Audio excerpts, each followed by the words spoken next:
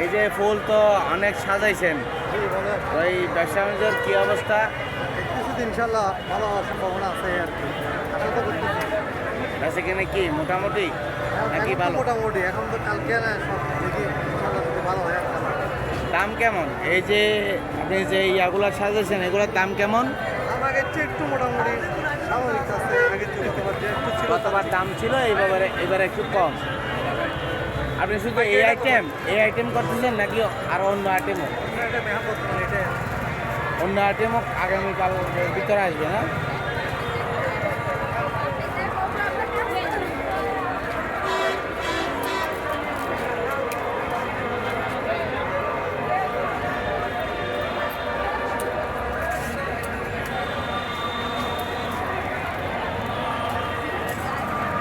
সবাই জান বেচা কিনার কি অবস্থা আপনাদের?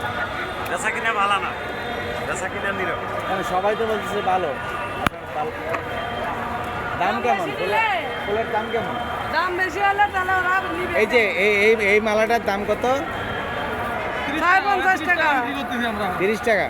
আচ্ছা, এই আটা এটাও 50 টাকা। রজনীগন্ধা 50 টাকা। প্রতি পিস। গোলাপ 20 টাকা হতে দিবি। 20 টাকা।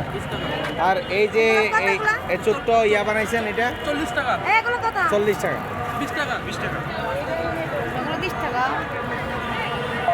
তো এই ইয়াগুলা এটার নাম কি? এটা জারবেরা, এটার দাম কত? ওটা 50 টাকা। 50 টাকা স্টিক। 50 টাকা। এখনো তো অনেক সময় বাকি আছে। জি জি। না, সবাই বললো যে ব্যবসা এবার ভালো, মানে দামও কম আছে। দাম কম, অন্যান্য বারের তুলনায় এবার দাম কম, তবে ক্রেতার সংখ্যা কম। ক্রেতা কম। ক্রেতা কম। ক্রেতা বাড়বে অবশ্যই, এখন তো অনেকের ছুটি হয় নাই। আরে না, এত ফুল নিয়ে কোনো লাভ হয় না তো। হুম? লাভ হয় না। লাভ হয় না। পরে ফেলে দেওয়া লাগে।